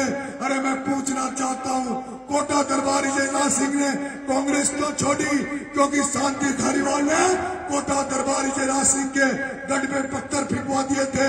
वो भरत सिंह कुंदन पर भी कांग्रेसी था, जब वो मंत्री रहते हुए उनकी गाड़ी में प्रमोद जैन भाई ने पत्थर फेंकवाया। और ये तो छोड़िए, तो राजपूत थे, लेकिन वो असली टाक जो अपने आप जिंदा नहीं है, वो असली टाक तो मुस्लिम समाज का था। लेकिन मुझे दुख होता है जिस असली टाक का काला मुंह गया था इसी 12 की धरती पर, उसका काला मुंह करके ये प्रमोद जैन भाया चोर ने उनका मुंह काला कर दिया था। कोई ने बदला नहीं लिया, कोई इसके सामने खड़ा नहीं हुआ। नरेश मीणा बदला लेगा, किन किन का बदला लेगा, सबका बदला लूंगा। लेकिन आपकी जरूरत है, बदला तो अकेला भी खड़ा हूं मैं। तो पहले कवाई के थाने में अकेला डट गया था, आज भी खड़ा हूं। पूरे लोग, सारे स्टार प्रचारक बीजेपी कांग्रेस के आ रहे।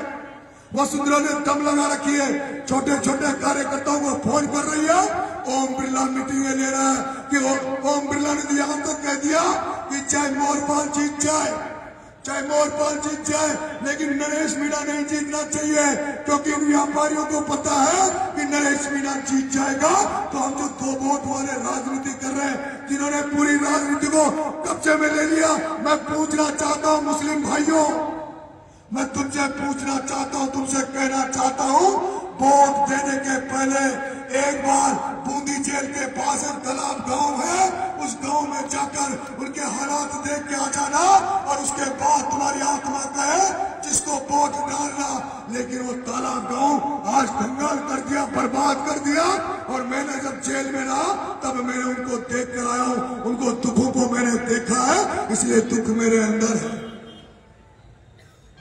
तो आपको करना है वोट किसको देना है, लेकिन मैंने तो कह दिया, मैं तो इंकलाब का नारा लेके चल रहा हूं। मैंने भगत सिंह का चोला पहन रखा है, जिस भगत सिंह ने आजाद भारत का सपना देखा था कि आजाद भारत में धर्मनिरपेक्ष हो, समाजवाद हो, सबको बराबर का हक हो, अधिकार हो, सबको समानता हो। मैं आपसे कहना चाहता हूं, अगर नरेश मीणा को जिस तरह से सर्व समाज सर्व धर्म मुझे आशीर्वाद दे रहा है, उससे मुझे लगता है कि मुझे कामयाबी इस बार जरूर मिल सकती है। लेकिन अगर मुझे कामयाबी मिली तो ना जात देखूंगा, ना पात देखूंगा, किसी ना चेहरा देखूंगा, ना धर्म देखूंगा, किसी से नाम नहीं पूछूंगा, क्योंकि मैं तो अभी नया हूं। हजारों लोग जितने मेरे पास है, उनमें गिनती के लोग ऐसे हैं जिनके मैं चेहरे जानता हूं, नाम से जानता हूं। जैसे आज आप लोग अनजान नरेश मीणा को समर्थन दे रहे हो, आशीर्वाद दे रहे हो, मेरे लिए दुआएं कर रहे हो, एमएलए बनने के बाद केवल आपसे ये पूछूंगा जब आओगे तो भैया नाम मत बता, जात मत बता, गांव मत बता, ढाणी मत बता, तू तो मुझे काम बता दे, तेरा काम क्या है मेरे भाई, तेरा काम क्या है, उस काम को अगर नहीं करूं तो मुझे बता देना। मैं आपसे एक आग्रह करूंगा, आप जितने लोग खड़े हैं उनसे पूछना चाहूंगा कि जो लोग ईमानदारी को पसंद करते हैं वो हाथ खड़ा कर दो, जो लोग ईमानदारी को पसंद करते हैं वो हाथ खड़ा करो। ये बीच के लोग क्या ईमानदारी को पसंद नहीं करते, बीच में कम हाथ हो रहे, ये पीछे वाले जो मैं बहुत देर से देखे, जो लोग ईमानदारी को पसंद करते हैं वो हाथ खड़े करें ईमानदारी को, जो इंसानियत को पसंद करते हैं वो हाथ खड़ा करें। अब नीचे रख लो, नीचे कर लो। अब जो चोरों को पसंद करते हैं वो हाथ खड़ा करें, जो चोर को पसंद करते हैं, चोर को वो हाथ खड़ा करें। कोई नहीं करता। भ्रष्टाचारी को जो पसंद करते हैं वो हाथ खड़ा करें, भ्रष्टाचारी को जो भ्रष्टाचारी को पसंद करते हैं हाथ वो खड़ा करो। नहीं करते फिर भैया को वोट क्यों देते हो भाई? प्रमोद जैन भाया, प्रमोद जैन भाया, प्रमोद जैन भाया जिसने षड्यंत्र करके 2003 में खुद की गाड़ी में गोलियां चलवा के और शिवनारायण जी को चुनाव हरवा दिया था, शिवनारायण जी को चुनाव हरवा दिया था। वो प्रमोद जैन भाया जब 2008 में दोबारा एमएलए बना, 2008 में दोबारा एमएलए बना, पीडब्ल्यूडी का मिनिस्टर बना और पीडब्ल्यूडी का मंत्री 2.5 साल बाद के बाद कांग्रेस ने उसको इसलिए बर्खास्त कर दिया क्योंकि उस पर भ्रष्टाचार का आरोप लगा था, उसको भ्रष्टाचार का आरोप लगा था। लेकिन इस जनता की जनता ने जिसमें भ्रष्टाचार का आरोप लगे उसी प्रमोद जैन भाया को जनता की जनता ने 2018 में चुनाव जिता दिया, जिसका परिणाम यह हुआ कि उसने जब पीडब्ल्यूडी मंत्री रहा तब तो कम भ्रष्टाचार किया, लेकिन जब वो दोबारा 2018 में मंत्री बना तब तो उसने भ्रष्टाचार की अति कर दी। और आपको वो दिन भी याद होंगे जब कोरोना का समय चल रहा था, जब लोग 12 के हॉस्पिटल में इलाज कराने जाते थे तो 12 के हॉस्पिटल में ऑक्सीजन का सिलेंडर नहीं मिलता था, दवाइयां नहीं मिलती थी। वहां पूछते थे इलाज कहाँ मिलेगा, तो डॉक्टर कहते थे प्रिया हॉस्पिटल में चले जाओ, वहीं तो ऑक्सीजन का सिलेंडर मिलेगा, वहीं दवाइयां मिलेगी। जब वहां का मरीज जो वहां मरीज जाता था प्रिया हॉस्पिटल में, उस प्रिया हॉस्पिटल में कोई भी मरीज से 3 लाख के नीचे बिल नहीं काटा गया। और वो पता है वो जो कहता है वो प्रमोचन भाया मैं तो धार्मिक छू, मैं तो सामाजिक काम करूं छू। अरे मैं प्रमोचन भाया चोर तेरे से पूछना चाहता हूं, तू धार्मिक था तो कोरोना काल की उस बीमारी में जब लोग मर रहे थे, लोग मदद ढूंढ रहे थे, जब सरकारी हॉस्पिटल की तूने तेरी सारी सामग्री को तूने अपने हॉस्पिटल प्रिय हॉस्पिटल में लाकर रख दिया था और तू लोगों की मौतों के साथ खिलवाड़ कर रहा था और तूने 3-3 लाख के बिल बनाए थे। तब तेरी धार्मिकता सामाजिकता कहां चली गई थी प्रमोचन भाई? इसलिए जब मैंने हाथ खड़े करवाए तब एक भी आदमी ने चोर को पसंद नहीं किया, भ्रष्टाचारी को पसंद नहीं किया। मैं तो ये मानता हूं प्रमोचन भाया को जो वोट देगा वो भी बराबर का चोर है, वो भी बराबर का भ्रष्टाचारी है। प्रमोचन भाया को वही व्यक्ति वोट देगा जो प्रमोचन भाया के चोरी में और भ्रष्टाचार में शामिल होगा। जिसको मैं पसंद नहीं हूं, मेरी बातें अच्छी नहीं लग रही, मेरी बातों में सच्चाई नहीं लग रही, वो मुझे वोट मत देना। पर मैं आपसे निवेदन करूंगा उस सच्चे कांग्रेसी भरत सिंह कुंदनपुर की आत्मा कहीं जहां होगी देख रही होगी, उसको सच्ची श्रद्धांजलि, भरत सिंह जी को सच्ची श्रद्धांजलि यही रहेगी कि प्रमोचन भाया की जमानत जब्त करा दो। यही भरत सिंह जी कुंदनपुर साहब को अंतर्वासियों ये सच्ची श्रद्धांजलि होगी। बहुत बहुत धन्यवाद आपको। प्लीज मेरी मदद करना, आपसे हेल्प मांग रहा हूं, मेरी मदद करना। धन्यवाद।